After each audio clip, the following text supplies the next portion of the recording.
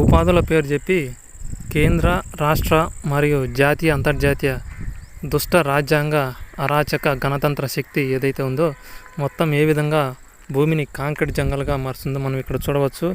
దానితో పాటు విషాన్ని ఏ విధంగా విషాంకంతో ఏ విధంగా ఆతంకి హంలను ఏ విధంగా చేస్తూ ఉంది ఇక్కడ మనం ప్రత్యక్షంగా కూడా చూడవచ్చు. ఇది 2026లో జరుగుతున్న కుట్రపూరితపు దాడులు, అది కూడా భూగ్రహం మీద జరుగుతున్న ఆతంకి దాడులను దృష్టి మరల్చడం కోసం ప్రతి సంవత్సరం రాముడు వచ్చాడంటూ ఉత్త బొమ్మను తీసుకొచ్చి, ప్రతిమను తీసుకొచ్చి రాముడు వచ్చాడని అబద్ధపు కోతలు దైవశక్తులకు అనుమానం రాకుండా ఉండేందుకు ఆ విధంగా ప్రతి సంవత్సరం రాముడు వచ్చాడు అంటూ ప్రతి గ్రామంలో భజన చేయించడం జరుగుతూ ఉంది. ఇదంతా కుట్రపూరితంగా భస్మాసుర కాంగ్రెస్ అధీనంలో జరిగిన భారీ ఉగ్ర కుట్ర. మరి ఈ ఉగ్ర కుట్ర కారణంగా మొత్తం పశు సంపద కొన్ని మాత్రమే మిగిలావి. అవి కూడా మొత్తం చూడవచ్చు. చింత చెట్లతో నిండి ఉన్న ఏదైతే చింత చెట్లతో నిండి వాటి మధ్యలో ఓం దొడ్లు ఇట్లాంటివన్నీ ఉండేటివి. మరి ఇక్కడ చూడవచ్చు ఎదురుగా కూడా ఇక్కడ చింత చెట్టు, దాని కిందనే బోర్డుకు ఏదైతే రాచర్ల బోర్డు అని ఉందో ఆ బోర్డు ఎదురుగా అక్కడ ఓమి కూడా కనపడతా ఉంది.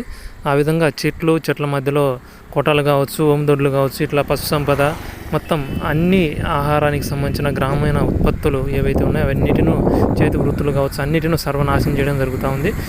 సర్వనాశనం చేసి ఏ విధంగా మొత్తం భూమిని సర్వనాశనం చేసే కార్యాలకే ప్రధాన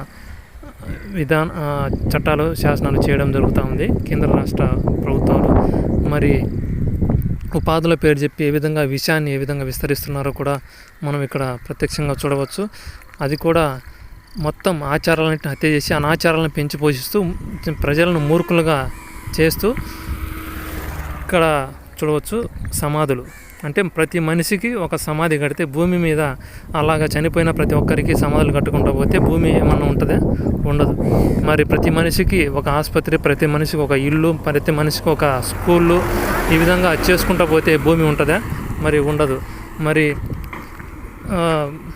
అడుగడుగున ఈ విధంగా తార్ రోడ్లు వేస్తూ, సిమెంట్ రోడ్లు వేస్తూ, గ్రామాలను ఏర్పాటు చేస్తూ, నగరాలను ఏర్పాటు చేస్తూ, రాజధానులను ఏర్పాటు చేస్తూ ఈ విధంగా నాశనం చేసుకుంటా పోతే భూమి మీద ముందు తినడానికి ఆహారం ఉత్పత్తి అయ్యే వ్యవసాయ భూములు ఉంటాయి చివరికి.